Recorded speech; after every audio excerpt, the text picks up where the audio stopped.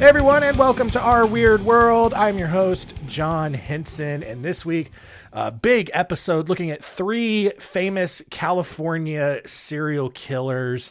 Kind of mentioned it last week. It just seemed like there were a ton of serial killers operating in California in the 60s and 70s and 80s.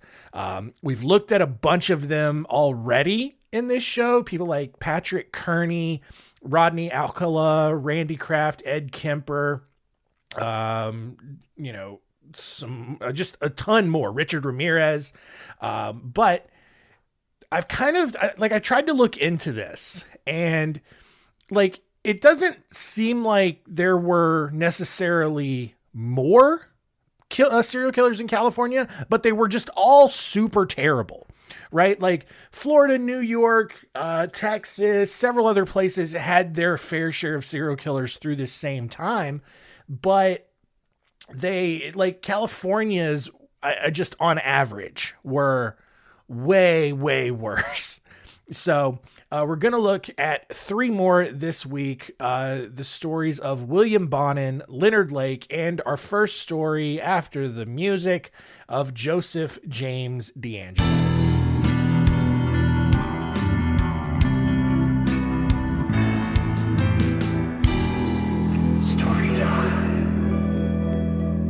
So you probably haven't heard the name Joseph James Deangelo very much, and that's because this is a little bit more of a recent development. And so to kind of understand this story, we'll go back to April 1974 in Visalia, California, which is a decent sized city, kind of in the central part, kind of in that valley area around like Fresno, kind of maybe a little bit north of Fresno. I don't know. Anyway, but for over a year and a half, starting in April 1974, over 100 homes were broken into, and one person was murdered, along the way. But each time, this intruder would just rummage through the residents' possessions, toss all of the underwear onto the floor, and then just steal like coins, a little bit of petty cash, or just other low-value items, like nothing super big. By 1976, this person was known as the Visalia Ransacker, and he had moved north to Sacramento, where he transitioned from just burgling homes to raping people. He stalked middle-class neighborhoods, looking for women alone in their homes. He wasn't super stealthy about it. Like, people saw him all the time sneaking around their neighborhood, but he always found a way to escape before the cops showed up. And ultimately, he figured it out. He got better about it. But basically what he would do is he would case all of these neighborhoods, and he would wait for weeks and months at a time before finally attacking the house that he had picked out. He would just watch the women inside their homes, understand their routines every night, understand their tendencies. He would even go to a payphone, call the house and pretend to have a wrong number and then hang up just to, make sure that they were home or whatever. And then what he would do, it was pretty brilliant. He would actually break into the house before his official break-in and just kind of go around the house, unlock the windows, unload any guns that the family kept around. And then he would actually plant his own weapons around the house, which feels like a lot of unnecessary work to rape someone. But human psychology is very strange. But for each attack, each break-in that he committed this time in Sacramento, he would break in through a window or a sliding glass door in the middle of the night that he had previously broken into and kept unlocked. And then he would enter the master bedroom and awaken his victims by shining a flashlight in their eyes and pointing a gun at them, which got to be the worst way to wake up, right? Just of all the things, I would be, that's just imagine you're just laying there in the middle of the night. All of a sudden there's just a person shining a flashlight and pointing a gun at your face. How do you even respond to that? I don't know. I don't know what I would do. I really, I've got we won't get into that. Anyway, He would then tie these people up, usually with shoelaces, and then he would blindfold and gag them with towels. And so when he began attacking the couples in the house, he would separate them and he would stack dishes on the man's back, and he would threaten to shoot everyone in the house if he heard the plates rattle. And that is some real psychotic moves right there. Just because you stack plates on someone, you got to be real still, because like any slight movement and those things are going to rattle. But the rapist would spend the entire night in each house that he invaded. He would rape the woman. He would eat all the food, drink the beer, go back to raping some more. He would ransack through the house's possessions, rape some more, and then he would just leave as quietly as he entered, right? Because everyone's blindfolded. They can't see anything. And so that was that extra level of psychological torture, because people weren't sure if he was still there or not. And then once he was out, he would creep through neighborhood backyards, go through city parks, walk through creek beds in order to stay off the street and out of sight from any cops that were roaming around. And for the next 3 years, the man who was now known, who was originally known as the Visalia Ransacker, was now known as the East Area Rapist. And he raped over 50 women in the Sacramento and San Francisco Bay areas. Starting in March 1977, he actually began taunting local authorities, because like everyone knows this guy exists, but they have no idea who he is, and they have no idea how to catch him. So it started with 3 phone calls to the Sacramento County Sheriff's Office, with him basically just saying that he was the East Area Rapist, and then he would laugh and hang up. And none of those calls were ever recorded, so they couldn't, play the recordings on the news. There was no way of identifying who the voice was. Then in December 1977, he got really aggressive and began calling and writing letters to the sheriff's office every few days. On December 10th, he called the sheriff's department and said that he would attack Watt Avenue at night. And in response, police sent increased patrols to the area. At 2:30 a.m. that night, deputies actually saw a masked man riding a bicycle down Watt Avenue, and they started chasing him, but he somehow got away. They even spotted him 2 hours later, and he still got away. So, again, classic California police ineptitude, just not being able to catch the people that they needed to catch. In October of 1979, the East Area Rapist then moved down to Southern California, and for the next 7 years attacked couples in their homes, just as he had done up in Sacramento. This time, however, after he was done raping the women, he would then just kill them. And when he was done, once he's done raping, he either chose to shoot or bludgeon his victims to death. And at the time, no one really thought to link him to the East Area Rapist crimes. And instead, he was nicknamed the Night Stalker, although this name was originally changed to the original Night Stalker after Richard Ramirez ended up taking the name of the Night Stalker. So Richard Ramirez comes a few years later after this. Well, after Janelle Lisa Cruz was raped and bludgeoned to death in her home in Irvine on May 4th, 1986, the attacks actually stopped altogether. There was no more rapes and murders. And by now, police had started to connect everything together and created a profile on who they thought this guy was. And they believed that he was white, obviously, because white people do most of the raping. That's just basic statistics. They thought he was slender, wore a size 9 shoe, had light-colored eyes, and this was actually in their report. They believed that he possessed a small penis. And look, ladies, I don't ever wish rape on anyone, but I think if you're looking for silver linings, if you're going to get raped, you want to get raped by a tiny wiener, because it won't hurt as much, I'm guessing. Or I don't know. It may be, I don't know. I'm from, in my own broken empathy, I feel like that's what I would want for me. If I've got to get raped, tiny wiener all day, right? Like, you don't want some big hog coming in and just decimating all you got down there. You a little tiny one. Just a little tiny. Anyway, I'm going to stop that now. So for 15 years goes by. And in 2001, the Sacramento County Sheriff's Department officially linked the Visalia ransacker, the East Area rapist, and the original Night Stalker cases together and renamed this single criminal the Golden State Killer. And then another 15 years goes by. Still no one has any idea who this guy was. And in 2016, police issued more information and composite sketches and even offered a $50,000 reward for any information leading to the Golden State Killer's arrest and conviction. Well, in 2018, Sacramento County investigators actually uploaded DNA from a rape kit onto a website called GED Match. It's essentially like 23andMe, Ancestry, like it's the DNA ancestry linking stuff.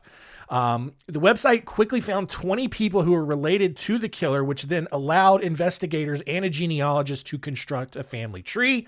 And then, after weeding everyone out, police officially identified Joseph James Deangelo as the killer.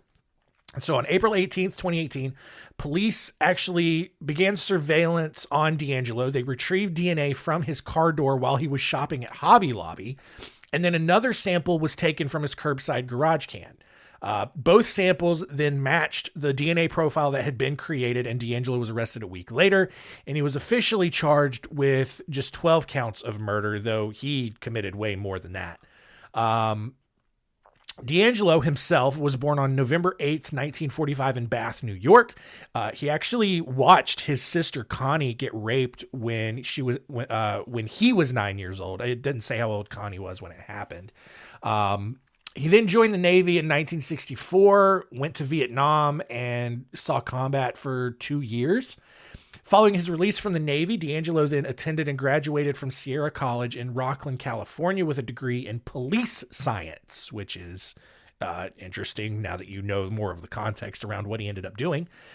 He then went on to Sacramento State and got his bachelor's in criminal justice, and then eventually completed a police internship at the Roseville Police Department near Sacramento. And then on May 18th, 1973, Deangelo started working as a police officer in Exeter, a small town roughly 10 miles from Visalia. So now everything's coming together.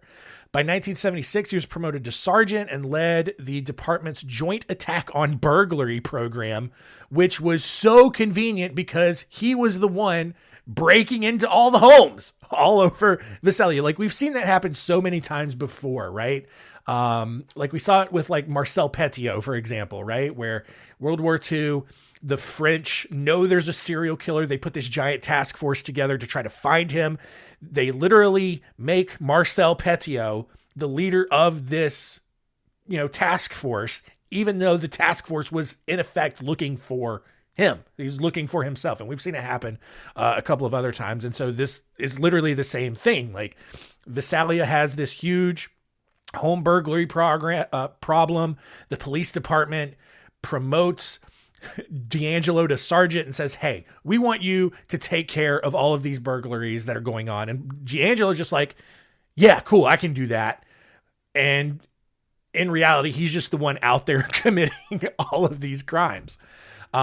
August 1976, which coincided with the rise of the East Area Rapist, was the same time that James Deangelo moved from the Visalia area to Auburn, which is a suburb of Sacramento. In July 1979, he was actually caught shoplifting a hammer and dog repellent, which is not suspicious at all, but he was just given 6 months probation. Although he just throughout the entire time continued to plead his innocence, as you might expect. Basically all of the evidence pointed to him as being the killer. And then finally, on June 29th, 2020, he finally pled guilty to multiple counts of murder and kidnapping. And as part of his plea bargain, he was spared the death penalty and was eventually sentenced to life in prison without parole, which he's like 77 years old right now. So like, whatever, he's got a couple of years left. In all, they charged him with at least 13 murders and 51 rapes, but very well could be a lot more than that. Our next story here is of William Bonin, who was born on January 8th, 1947 in Connecticut to a classic alcoholic, abusive father. Bonin and his two brothers were often neglected as children and had to rely on their neighbors just for like food and clothing. So that's how terrible of a parent, Bonin's folks were, where it's just like they're just going over to the neighbor's house, not even related to them, no family around, and the neighbors are feeding and buying clothes for these kids. When Bonin's parents weren't around, Bonin's grandfather, who was also a convicted child molester, took care of them. And by took care of them, I definitely mean he molested them, because of course that's what would happen. When Bonin was 6, his mother sent him and his brothers to an orphanage to protect them from their abusive father and grandfather. But if you know anything about orphanages, especially in stories like this, they aren't exactly much better alternatives. And this orphanage in particular was well known throughout Connecticut for severely beating their children for like even the smallest of infractions, right? And still, like, even Bonin himself said it was like, I think he said it. I could be wrong on that. Don't quote me on that. But it was basically still a better situation than what he was coming from. And then for the next 3 years in this orphanage, Bonin endured severe beatings, partial drownings. He was raped by the older boys, although he eventually he started to allow them to rape him, which at that point, I don't think it's rape. But he allowed it on the sole condition that they actually tie his hands behind his back first. So now he's developed this weird kink where it's like, tie me up and rape me, daddy. And that's odd. That's real odd behavior. Because I don't know, maybe because I don't know. I don't know where you got to go in your mind to get to that point. As a teenager, Bonin's family then relocated to a suburb of Los Angeles, California, where Bonin moved with them. And then he began molesting his younger brother and several of the neighborhood kids. His father then died from cirrhosis, and Bonin responded by spending all of the time where he wasn't molesting kids to just committing petty crimes.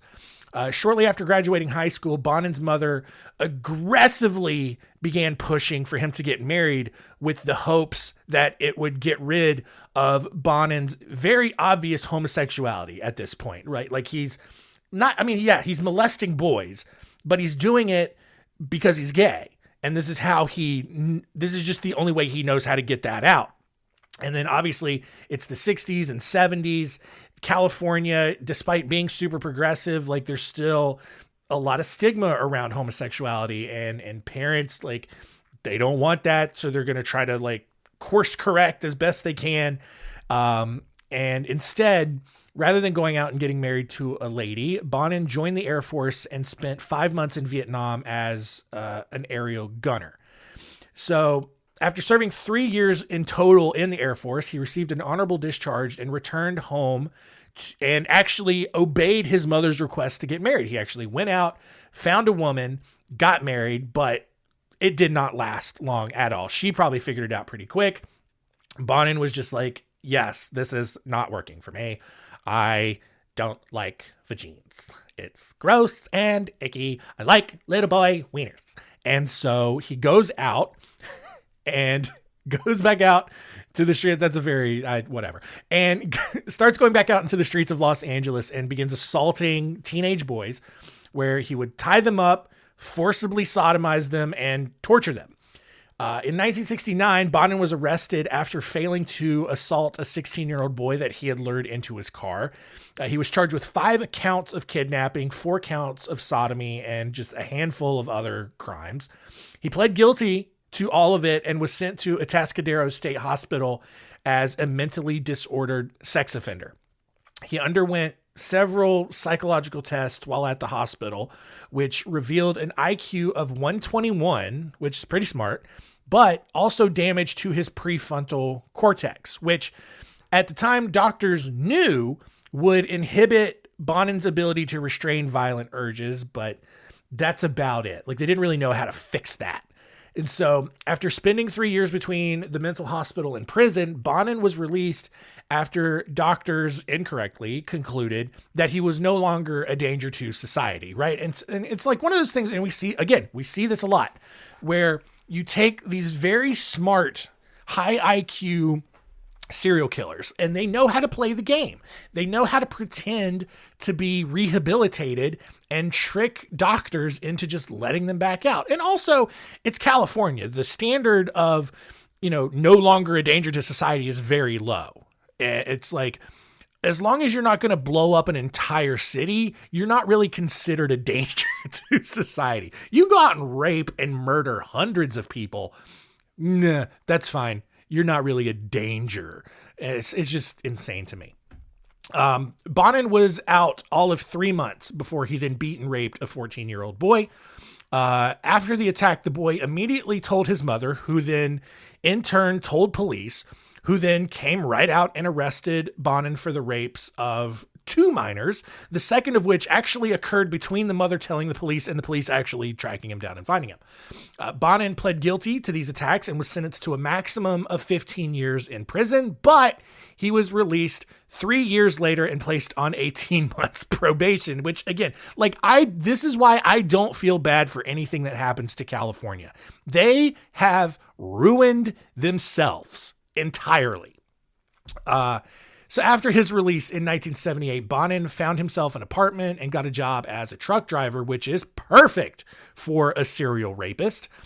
He tried to get back into heterosexuality, started dating a woman, and started trying to get into some other hobbies. Like, she was super into roller skating, so he would go out to Anaheim with her and try to get into that. But again, wasn't enough. And this time he moves on from raping to straight up murdering. Bonin would spend his free time looking for hitchhikers, students, or male prostitutes between the ages of 12 and 19. And then once he lured them into his Ford Econoline van, aka the OG rape van, he would bind them with handcuffs and wires. He would beat and rape and torture them with items like pool cues, ice picks, and hydrochloric acid, which is insane. How do you even get your hands on that stuff? Like hydrochloric acid. I know how you can get a pool cue and an ice pick. That's not difficult. But also, torturing someone with an ice pick. Have you ever played with an ice pick?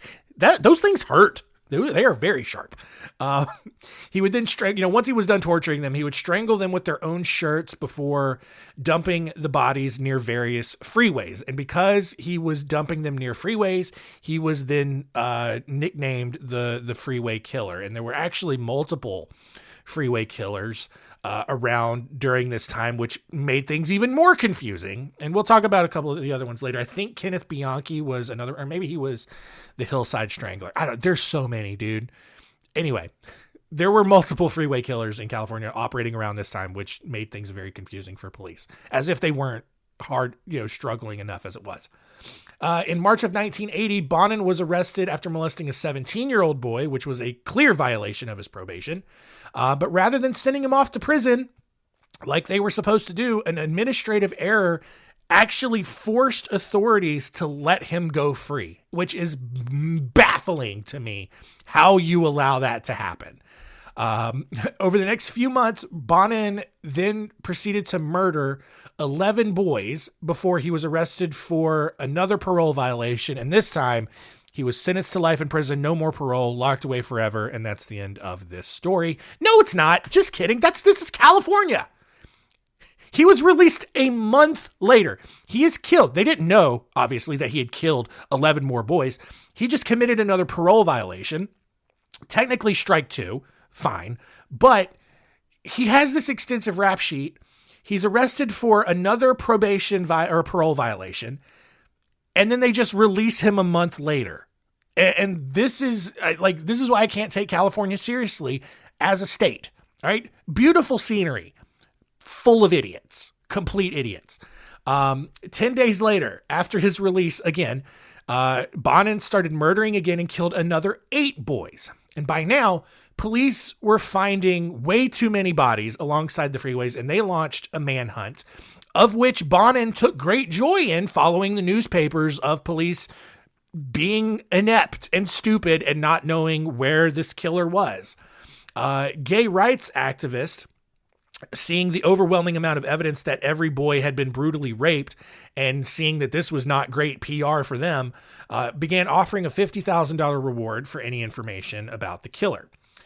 In May of 1980, William Pugh, a 17-year-old who accompanied Bonin on a couple of his murders, actually was arrested for theft. And after overhearing a radio broadcast covering the Freeway murders, Pugh told his prison counselor about William Bonin and the similarities between his MO and what was being reported on the radio. Pugh's report was then given to the LAPD homicide to Sergeant John St. John, which, what are your parents doing? Right? Like, that's as bad as like people naming your kid like Robert Roberts or Philip Phillips, or, you know, like, you're a terrible parent if that's what you do to your kid. Just so stupid. So John St. John, who gets this report, looks into Bonin's file, finds that he has a lengthy molestation record the size of a CVS receipt. And so he orders surveillance. And on June 2nd, the same day that surveillance began, Bonin lured 18-year-old Stephen Wells into his apartment with an offer of $200 for Bonin to just explore the inside of Wells's colon, if you know what I mean. Instead, rather than just doing that, Wells was beaten, raped, and strangled before being dumped at an abandoned gas station in Huntington Beach. His body was found 5 hours later. On June 11th, 1980, police observed Bonin driving through Hollywood and then watched as he tried to unsuccessfully lure not one, not two, not three, but 5 different underage boys into his van before he finally convinced a 17-year-old boy to jump inside.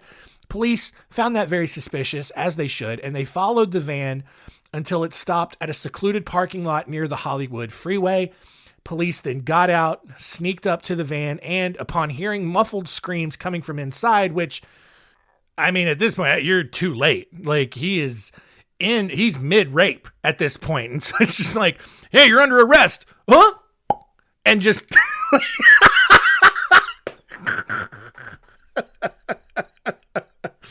oh, God, I'm a terrible person. Anyway, they drag him out.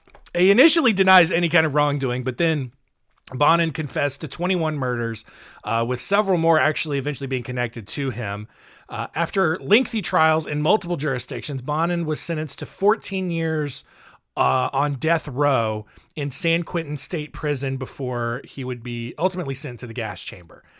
However, when Robert Alton Harris was executed in the gas chamber in 1992, California authorities noted that he had suffered for 4 whole minutes during the 15-minute execution process, which was just too many minutes for these soft, flaky little Californians who then elected to replace the gas chamber with lethal injection. However, despite several appeals to try to get out of it, Bonin was actually executed by lethal injection on February 23rd, 1996.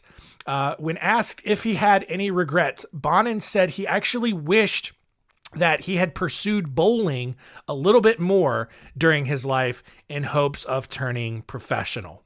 And like, what is that story arc like? Like, there wasn't much in the actual story at all. I didn't even mention it, but yeah, like when he wasn't out molesting people and raping them, like William Bonin was trying to pursue a dream of becoming a professional bowler.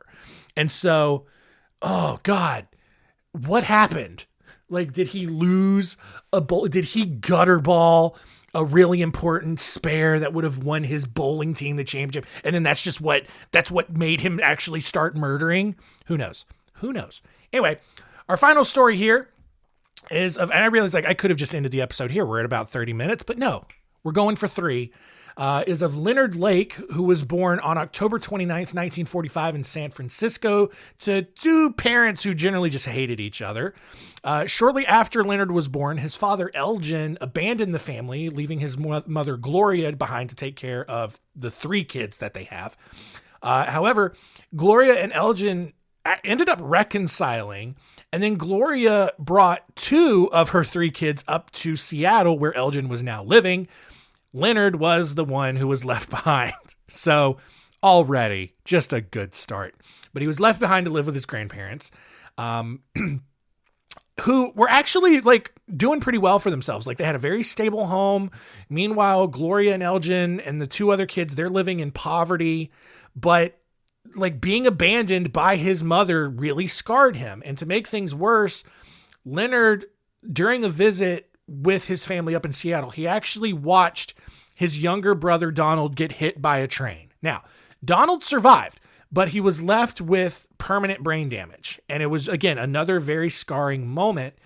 And for some reason, from that point on, Leonard developed a very deep hatred for people with disabilities or anyone who received welfare. I don't know how you make that leap because, I mean, unless Donald purposely threw himself in front of the train and messed himself up, I don't know how you suddenly become that hateful towards people with disabilities. But whatever, I don't know.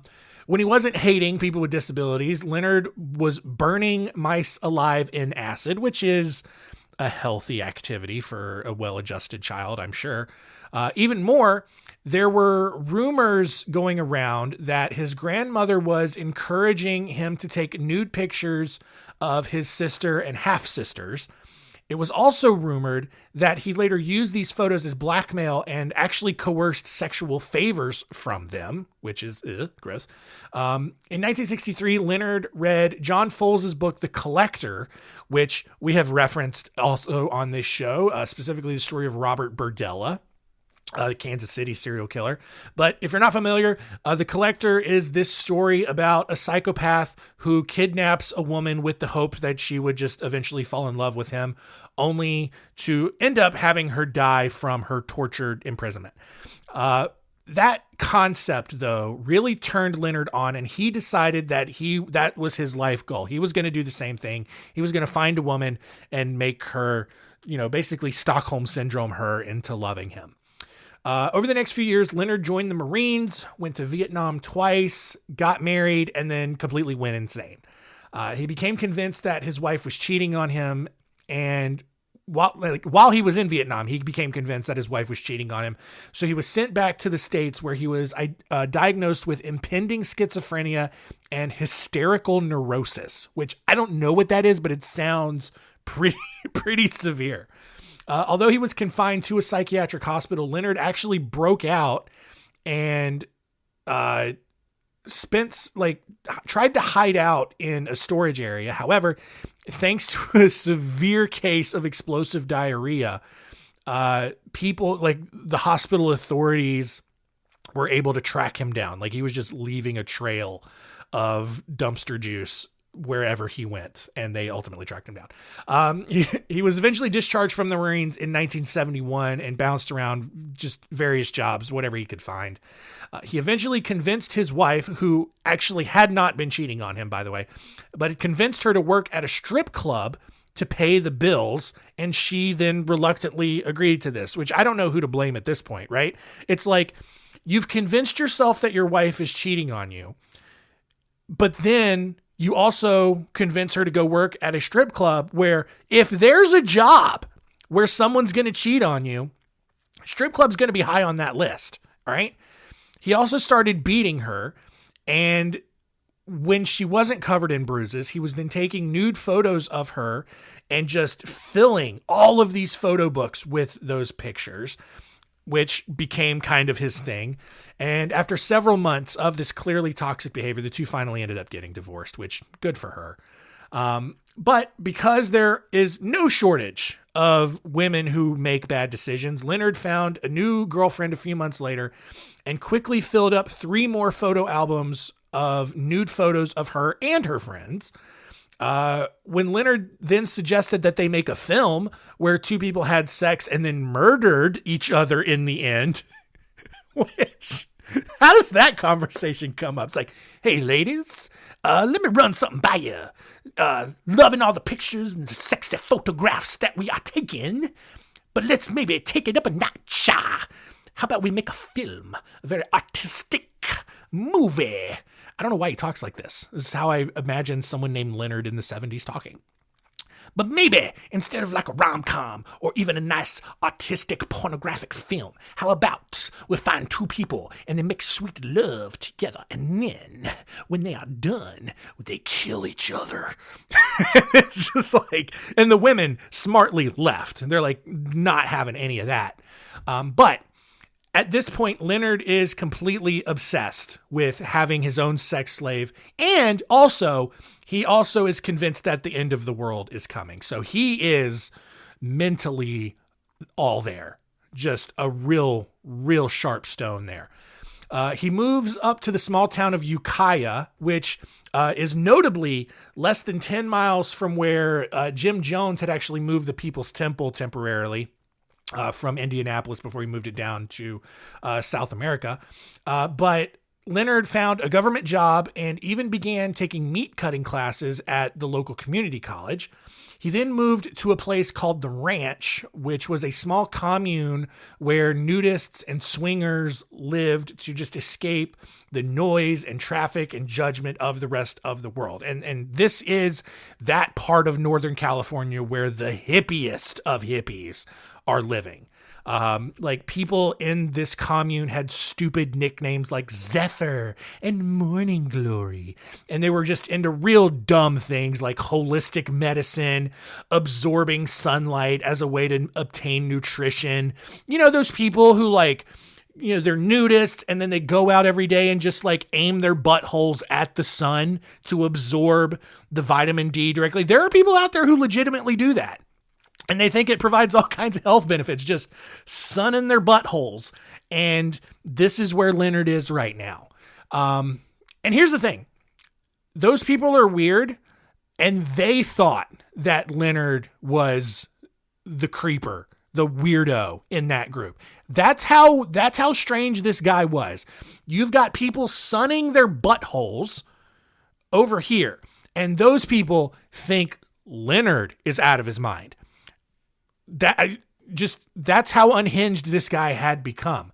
He was talking nonstop about nuclear holocaust, and he actually started carrying cyanide pills in his pocket that he would take so that he would not have to suffer from radiation poisoning once the nukes had gotten detonated. So like his plan was, oh, we just got word that Russia has fired the nukes. Cool. I'm taking my cyanide pill. I'm not going to be around to watch this happen. But when he wasn't focused on the impending Cold War apocalypse, Leonard was actually making plans to build a sex dungeon and kicking off what he called Operation Miranda, which was his full plan to obtain his sex slave. And Miranda was the main character's name, was the name of the girl in The Collector. So it started when he found two 13 and 16-year-old girls to have sex with, also kind of an issue, and started to take photos of them, one of which was with a goat with a surgically implanted unicorn horn belonging to a ranch resident named Otter. What is going on? This is why I wanted to just put this story in here, because it's just insane. So Leonard is now taking nude photos of 13 and 16-year-old girls. One of the photo shoots involves a goat with a surgically implanted unicorn horn from one of the other residents. It's insane.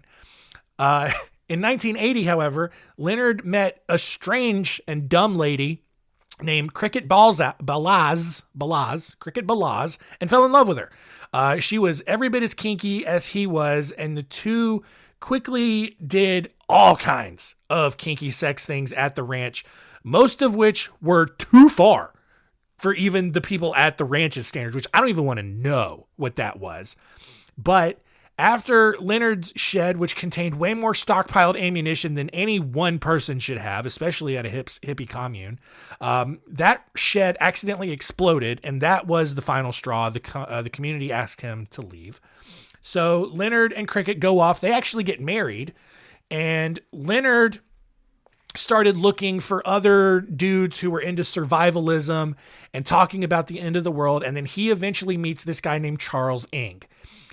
Ng, who was a fellow Marine, was born in Hong Kong, and had a similar mental breakdown as a child after his family ate his pet chicken. And I get it. That's like, I couldn't imagine my family slaughtering my cat and then eating it, much less a chicken. You know, chickens aren't as cute as cats, but like you can still get attached to them. They're just lovable in a way. So after immigrating to the United States, Ng joined the Marines and began smuggling guns.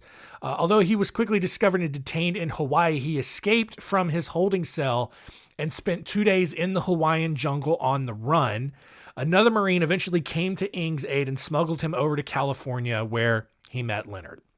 So now Leonard, Cricket, and Charles Ng quickly started creeping everyone out that they came in contact with, and basically established this horrible set of activities where Leonard and Cricket would start hitting on a girl. They would go out, they'd find a girl, start hitting on her, convince her to let Leonard take nude pictures of her either before, during, or after she had sex with or was raped by Ng. So just this trio of terrible people. In 1982, however, the Marines eventually caught up with Ng and captured both he and Leonard, who was taken as an accomplice after the Marines found them both with an insane amount of stolen weapons. Leonard was released on bond and refused to actually return for his court appearance, choosing instead to continue with Operation Miranda and live life as a fugitive. Ng, on the other hand, he did not escape and was sent back to Hawaii to face trial. Well, Ng was ultimately convicted and sentenced to prison in Leavenworth, Kansas. And while he was in prison, Cricket and Leonard got divorced, but not because they had this weird falling out. Cricket was actually smart enough to begin distancing herself from Leonard legally in case things ever hit the fan. Like, she was still doing all the kinky stuff with him, but she at least had some kind of plausible deniability to where if Leonard ever got arrested, she could just be like, no, I divorced him. He's insane, but I'm innocent because my name's Cricket. Leonard also then returned to his parents' house in December of 1982 to actually reconcile with Donald. We remember Donald from the train accident, and actually apologized for hating him for being disabled. At least that's what he told people. So after their little reconciliation moment, Leonard took Donald back with him because he said he had a job for him as a house sitter. And at that point, Donald was never seen again. And a few days after Leonard took him back, Leonard began using Donald's ID to get a membership at a local brothel and began taking nude photos of the escorts there. He also started cashing Donald's disability checks and keeping them for himself. Because guess what, guys? Donald's dead. He murdered him. In 1983, Leonard decided to enact another mission that he had developed called Operation Fish, in which he would murder his longtime friend Charles Gunner. Leonard had known Gunner for several years and actually even slept with Gunner's wife, apparently consensually. And on May 24th, Leonard took Gunner to nearby Wilseyville, where Cricket was living, and murdered him. Leonard never ended up confessing how he did it, but no one ever saw Gunner again. By October of 1983, Leonard had finally found a place to build his nuclear apocalypse bunker in a remote area of Calaveras County near Wilseyville in the Sierra Nevada mountains, and then put Operation Miranda into motion. Over the next year, Lake recorded video manifestos of himself explaining the reason for his cabin and all of his sexual fantasies, as if people really wanted to know all of that. He then lured several women to the cabin, probably raped them, and definitely took a ton of naked photos of them. On July 9th, 1984, Cricket picked up Charles Ng at the San Francisco airport after he was released from Leavenworth, and then moved him into an apartment that Leonard had been renting. A year later, after the two had already murdered multiple people together, Leonard and Ng met 18-year-old Kathleen Allen. And after killing her boyfriend, Leonard and Ng actually called Kathleen and told her to go all the way to Lake Tahoe, where they kidnapped her and threw her into the Operation Miranda torture room. So they have picked her out. And Leonard thinks that Kathleen is going to be his new sex slave. Even though she already had a boyfriend, it's going to be a little bit more difficult. Leonard recorded at least 3 videotapes of Kathleen performing various sexual acts, mostly on him and Ng. But then after the 3rd tape, like, no one saw her again. No one knows what happened to her. I mean, we know what happened. She got killed. The next victims were Leonard's neighbors, the Bond family, who he had thoroughly annoyed with all of his doomsday prepping. Lonnie Bond, the family's patriarch, confronted Leonard about it, and soon him, Lonnie's wife, their son, and the family's friend Scott Stapley were all dead.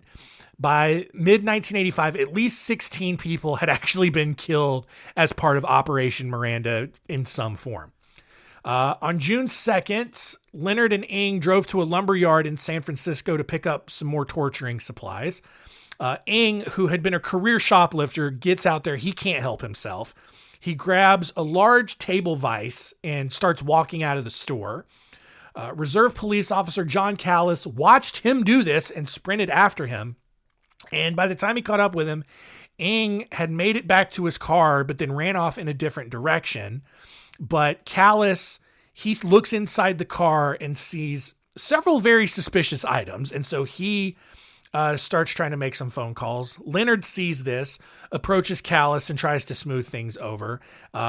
He claims that he had actually paid for the vice already and that everything was totally cool.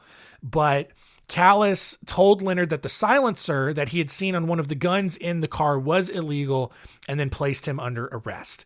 While Leonard was detained, other officers arrived and rifled through the car and found even more weapons, along with the nude photo books of many of the women who were actually known to be missing, but they were already dead. They weren't just missing. They also found that the car belonged to a missing man named Paul Cosner, who Leonard and Ng had already killed. So Leonard, who was actually claiming to be Scott Stapley, finally admitted his real name, ratted out Ng, and then began writing a note to Cricket. As he's in the detaining room at the police station, Leonard asked for a glass of water, and then before officers could put the handcuffs back on him, Leonard grabs the cyanide pill from his pocket, gulps it down, and he dies. So he gets away with all of this, essentially. And he ends up killing himself in the end, but he doesn't have to face any punishment for this. Meanwhile, Ng is finally arrested. He awaits trial. And while the court date's coming, investigators go out to the Apocalypse Rape cabin in the mountains and unearthed a makeshift burial site where they dug up 40 pounds of bones belonging to at least 11 different people. They also found 2 5-gallon buckets buried in the dirt containing the personal information of at least 25 different people. Additionally, they found all of Leonard's very disturbing videos of he and Ng raping all of these women. And while all of this is going on, Ng somehow escapes from prison because it's California, and he flees to Chicago. Along the way, he meets up with Cricket, who gave him $400, and then Ng, prior to escaping, actually mailed several of his weapons to Chicago, because you used to be able to do that. Where he then traveled to Detroit before crossing the border into Canada and over to Calgary, where his sister lived. Interpol finally got involved, tracked him down to a small village out in the Alberta forest where he was caught stealing a handful of items from a grocery store. Like, that's how stupid this guy was. Like, he could probably have gotten away with it too. He probably could have gotten away, but because he's addicted to shoplifting, he can't help himself and he gets caught. And the way it happened was 2 customers, Sean Doyle, George Forster, saw him walk out. They chased him down. And after a brief struggle, he was arrested by the Calgary police. On the way to the police station, Ng was so scared, he actually soiled his underwear and then actually tried to hang himself with it once he was in prison, which is disgusting, but I like that detail. After serving a few years in prison for the crimes that he committed in Canada, Ng was extradited back to California, where he eventually was found guilty for 11 murders and sentenced to death.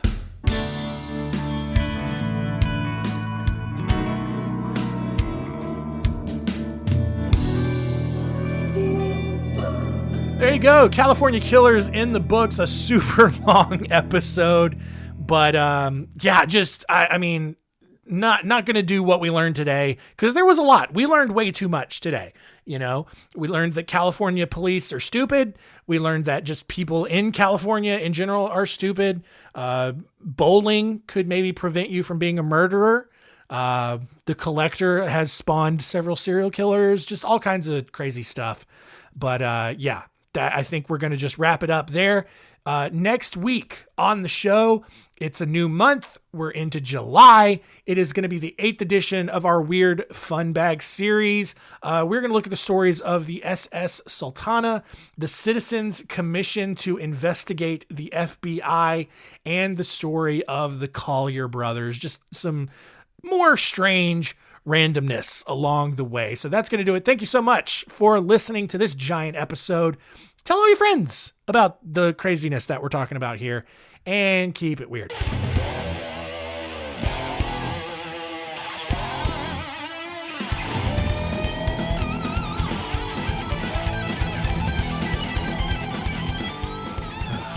Out in the country, past the city limit sign, well, there's a honky-tonk near the county line. The joint starts jumping every night when the sun goes down. They got whiskey, women, music, and smoke. It's where all the cowboy folk go to boot, scoot, and boogie. I've got a good job. I work hard for my money. When it's quitting time, I hit the door running. I fire up my pickup truck and let the horses run. I go flying down the highway to that hideaway, stuck out in the woods to do the boot, scootin' boogie. The bartender asks, says, son, what'll it be? I want a shot at that redhead yonder looking at me. The dance floor's hopping, and it's hotter than the 4th of July. I see outlaws, in-laws, crooks and straights, all out making it shake, doing the boot scootin' boogie. Yeah, heel toe, do-si-do, come on baby, let's go boot scootin'. Oh, Cadillac, blackjack, baby, meet me out back, we're gonna boogie. Oh, get down, turn around, go to town, boot scootin' boogie.